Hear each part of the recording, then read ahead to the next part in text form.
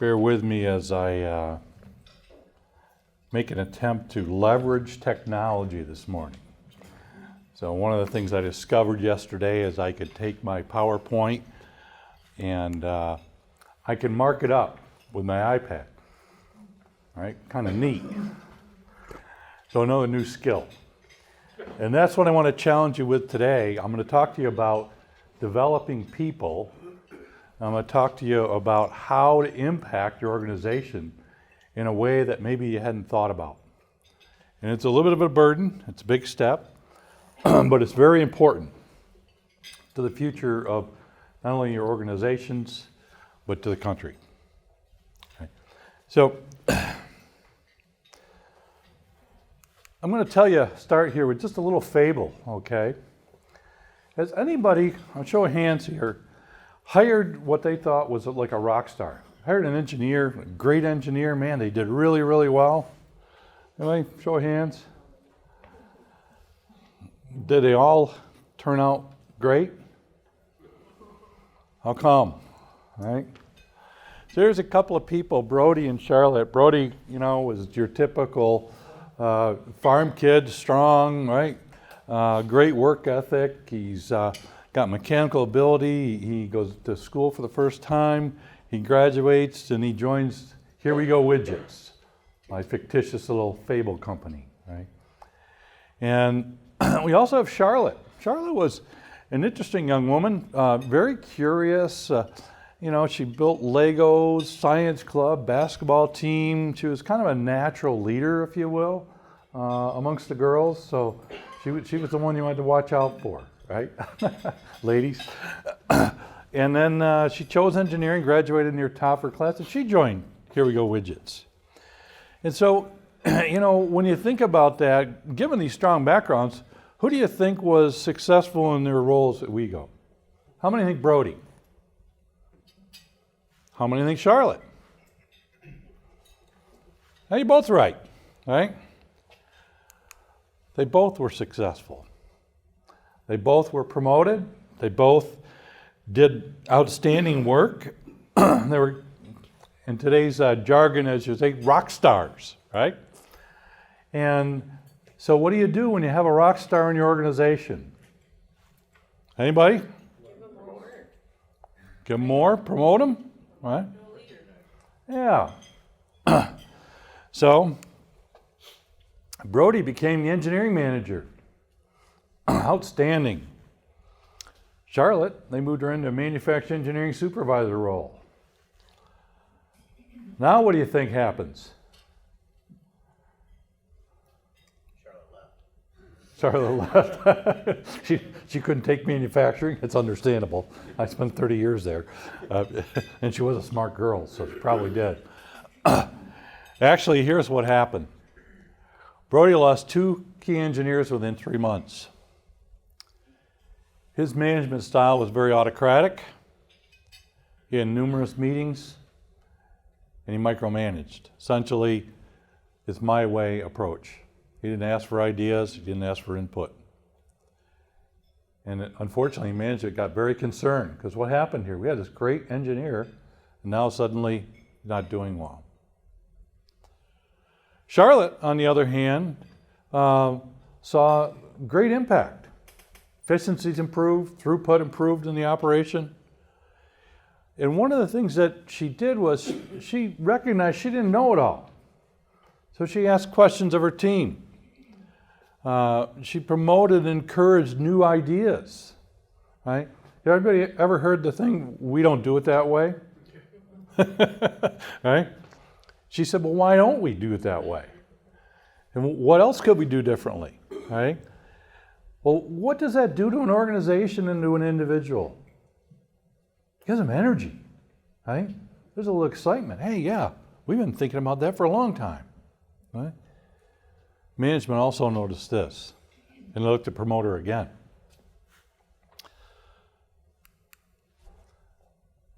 So what do you think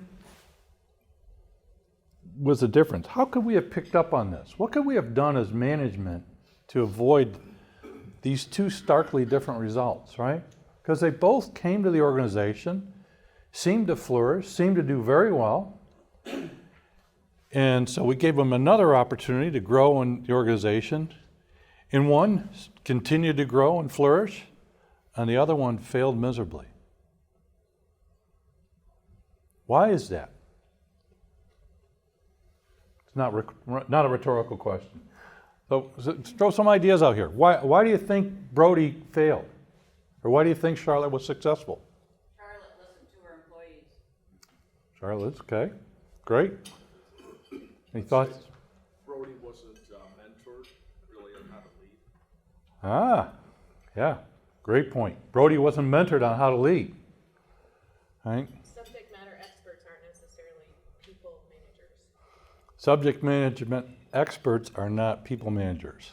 Actually, in most cases, they're probably the worst choice. Okay. But you know, there are lots and lots of ways that you can fix that, right? So let's go on and we'll take a look here. So here's the thing. When Brody, HR went and looked to see what was going on, and finally Brody, what he does is he gave his team assignments and he gave them very limited room to move. So they became basically huckleberries, right? Do this, do that. You're talking to engineers, people that think, they have a logic, right? They were expected to execute. Right? Anybody ever worked for somebody like that? How was that? Not fun, exactly, right? What happened when you made a mistake? Tend to be berated, right? Well, we're a little behind because Steve didn't get it done. Well, how does Steve feel, right? Schedules were concrete, okay? So in other words, we're gonna be on time no matter what. And that's a great thing, except for what if we're not going the right direction and we need some extra time to do it right? That was not an acceptable solution. By contrast, we go over and take a look and see what was going on with Charlotte. Charlotte was doing a lot of interesting things, right? These are the clues for success, right? She had her team excited, right? They enjoyed learning and winning together. They celebrated things, right? When somebody made a mistake, they made the individual feel encouraged and growing. Anybody ever learn anything without making a mistake? I don't think so, right? When the group was challenged with timelines that are difficult, anybody who's worked in manufacturing would know that, right? That happens. Customer calls up today and says, I need it tonight. You know, by the way, I should have ordered it 3 weeks ago. That's a normal request. She asked him, okay, what can we do? How can we make this work, right? Rather than go out there and crack the whip and try to drive it, you got people on the bus. You got them excited, you got them going, right? They met regularly to review how their projects were going, right?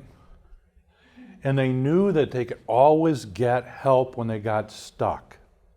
It is so important. There's nobody in this room that can stand up and say, I never ran into a point where I wasn't sure what to do.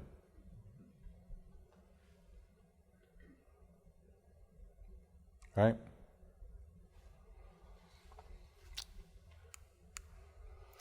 So what went wrong? I want a kind of a show of hands as to which item you think was the real cause, okay? So how many people for it was a top leadership issue? No? One? Okay. How about promotion and no transition plan? Had a few of those. How about they were enamored with the individual's talent? You know, fell in love with it, right? Great looking girl, but boy, she has got a personality. It's a little rough, right?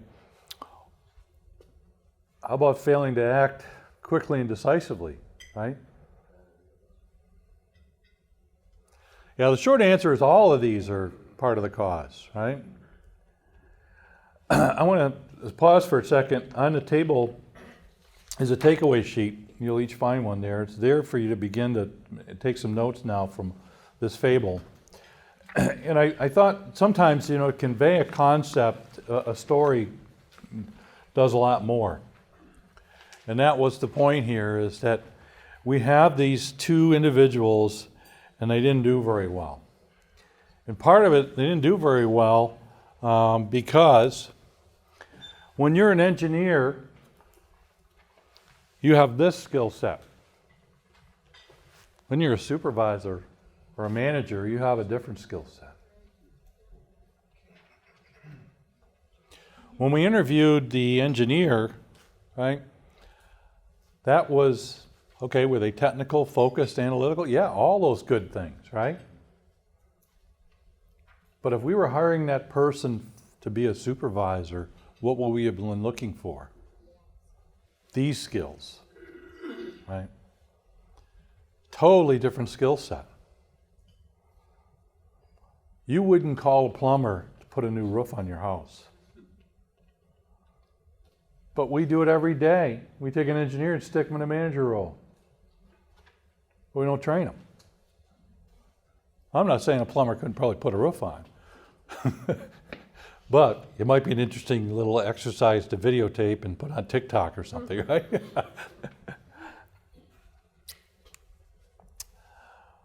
So why do great performers fail when promoted? Okay, there's a lot of different things that happen, but these are the big ones. Okay, you have to have a shift in mindset.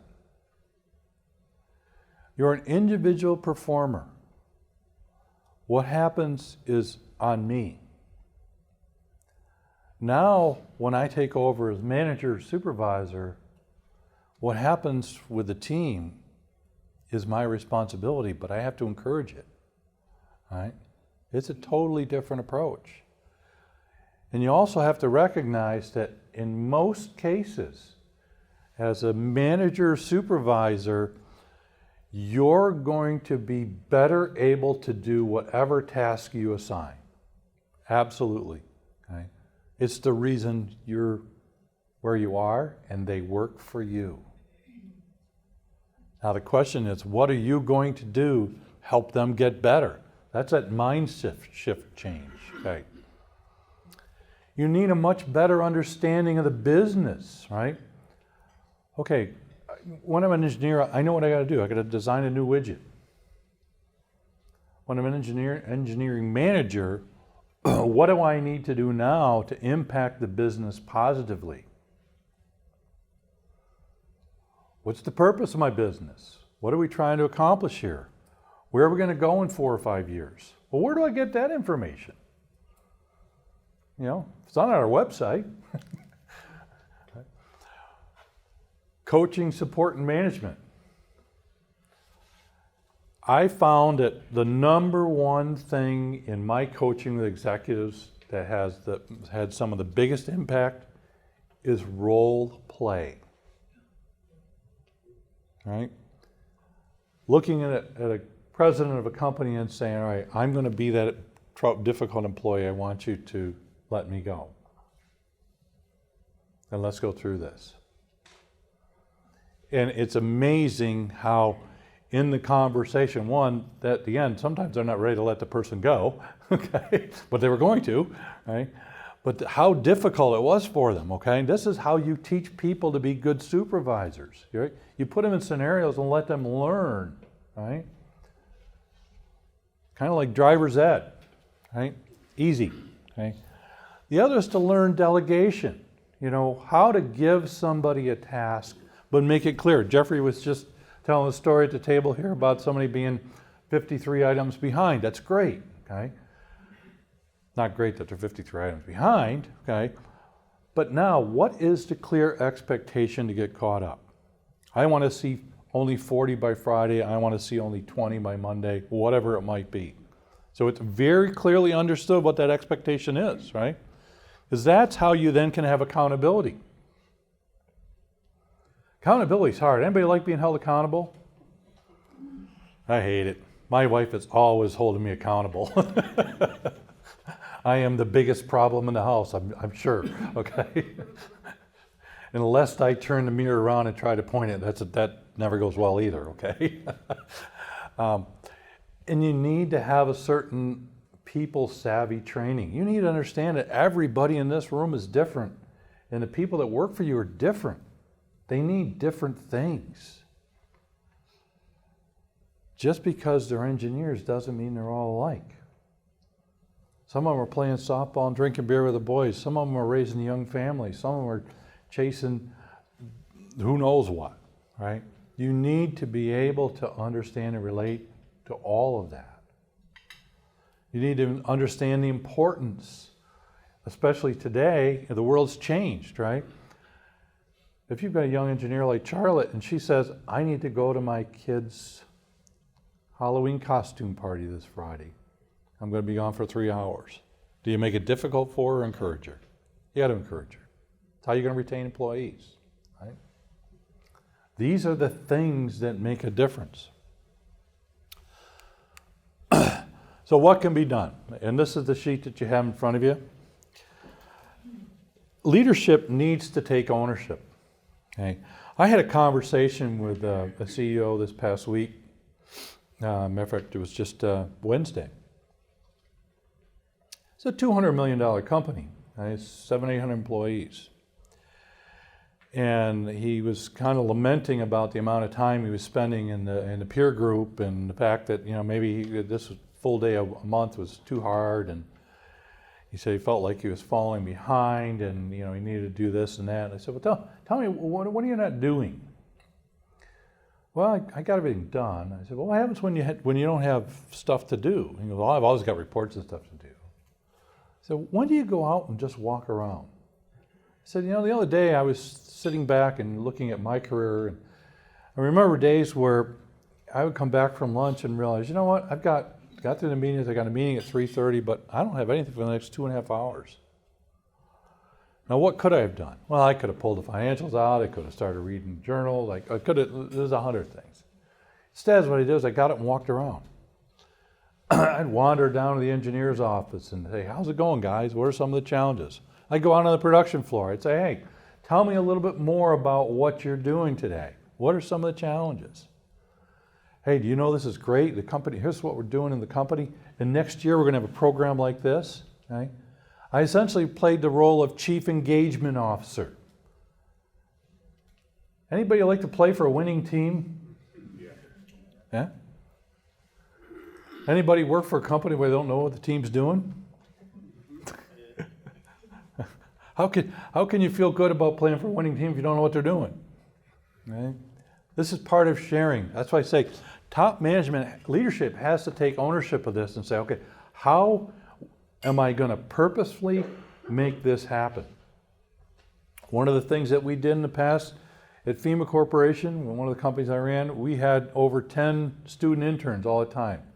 And our message to them was very clear. Gentlemen, ladies, you're being interviewed every day. All right? We're watching what you do. But then we also said, we're going to train you. Once a month, as president, I would have lunch with them.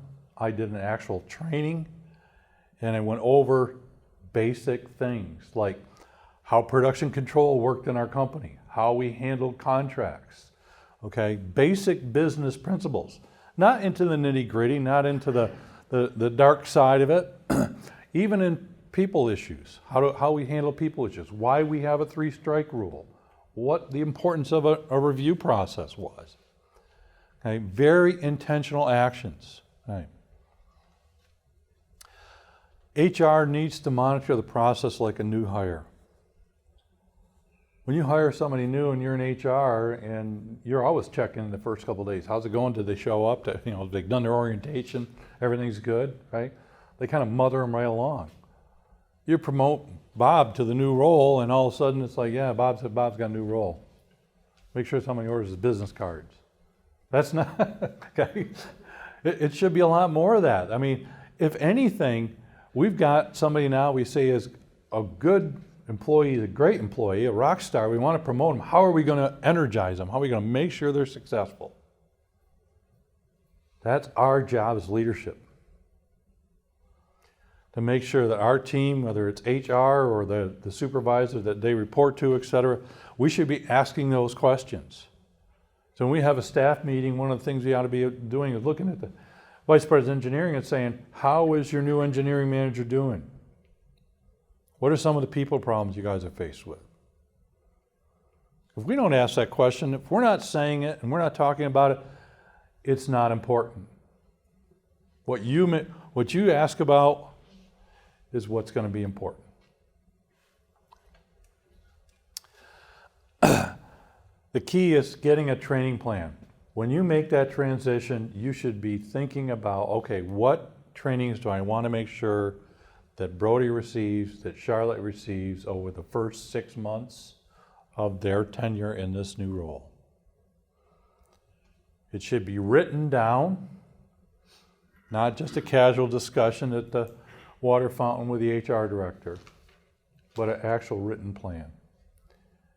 And it should be followed just like a business strategy, because it is a strategy. Because no matter what you're working on today, the most important thing is to have that person with you in 2 years, because that's 2 years of knowledge. Right? We wonder why the turnover is so great today, and we were talking, Lynn and I were talking, and the people, we forget. My parents didn't come to one high school sports event. I don't even know if they knew I played half the sports. They just knew I wasn't home, right? Today we all go to all our kids' events, right? Rah, rah, go, go, go. Well, probably one of the worst events is swimming. It's hot, it's miserable, and it lasts about a minute. We doubt on them. And then they go into the workforce and nobody seems to even know they're there. Right? This is where we have to recognize that we have to adjust as organizations to pay more attention to them, to try to teach them what's going on. It's really, really difficult. I asked the table here, if you look around, who here brought a young person with them to the breakfast? Nobody. But if we really want to mentor people, we grab the youngest, greenest person and we bring them in, and we ride in the car with them over here. We pick them up and we say, hey, just so you know, one of the things you want to make sure you do is, stand tall, hold your head up, look people in the eye, shake their hands. Don't be afraid to tell them who you are, and listen and learn, right? Simple things, but they've never had to do that before in most cases. Depends on the home they came from, but it's not there, right? This is the part of leadership that is really, really challenging. So that's the end of my presentation. I want to ask questions. Comments? Does this resonate? Was this worth talking about? Anybody going to do something different when they get back to the office? Yeah, I like the chief engagement officer. I'm the chief executive angel, which I thought was kind of cute in my business, but the engagement piece is really, that was a mind shift for me. Yeah, great. Great. Anybody else? I have a question for you. What have you seen done well? You said often the subject matter expert, you said, is the worst person to promote. But I've worked with engineers, I'm an engineer by education, I've worked with engineers. They want the engineering manager position because it's a promotion or whatever. Yeah. They might not do well in that role. So first off, Chad, let me empathize with you. I'm an engineer too, and we're never going to be normal, okay? Okay. I actually had a brilliant engineer, and what we said, we sat with him and said, you know what? You would be a terrible manager, and he knew it. He wanted no part of it, but he wanted the money, right? I mean, obviously, we've got kids, and college, and got weddings, and we said it's okay to pay an engineer the equivalent amount of being a manager. You just have to look at your P&L and say, look at, if this guy has the talent to be there, then create a parallel path for an expert, a subject matter expert. Let them be that, right? So he eventually became our R&D engineer, right? He used to drive me nuts sometimes because as the manufacturing manager, he would wander out and all of a sudden he would have tinkered with a production line overnight. What did you do? But that you have to recognize, again, think differently about the organization and how to make the most of that person, right? And they're happier for it. Because what happens is, kids today especially, they think more money will fix it, but it won't. And I'll digress for a quick second, and then I'm going to wrap things up. But my son came home. He started a new job. He's living at home. He's struggling. and he said to me, he said, you know, the job is okay. He said, but you know, I just don't like some of this stuff. He said, but if they pay me $10,000 more a year, it would be okay. And I looked at him and I said, if they paid you $20,000 more a year, you'd hate it within 2 paychecks. I said, it's the same job. I said, you're kidding yourself. Money isn't it. And he paused for a minute, fortunately, and said, yeah, I guess you're right. So that's a victory for Dad. Doesn't happen very often, right? I want to share that, right? Go Dad, right? So one of the things I want to leave you with here is that I've been a follower of Christ my whole life. Thankfully, I was raised in Christ. I can remember as the littlest kid going to summer church camp and all those things, vacation Bible school as they called it. And the Lord has really been a big part of my life. And, you know, a lot of people go along through the world and you hear today that church attendance is down, faith is down, people are discouraged, mental health issues that are out there. And it's really, really hard. It's hard for me, okay? I have a consulting business that struggles. I have the CEO peer group, which I love. I really enjoy what I'm doing. I've got a son with some mental health challenges right now, living at home. I had my 80-year-old mother-in-law come to stay with us for 6 weeks, and that was a circus in itself. Okay? This is just the real world stuff that goes on. But every night I could lay down and find peace with Christ. I could lay in bed and say my prayers and talk to Him and know that He cared and that He listened. And if I ever doubted that He was there, I would just tell Him a joke. And the joke is something like this. I'd say, Lord, please hear my plan. And usually there was an echo of laughter. So with that, I want to thank you very much for honoring me with your time and listening what I had to say. And thank you, CBRT and the team, for allowing me to share what I feel very passionate about. Thank you.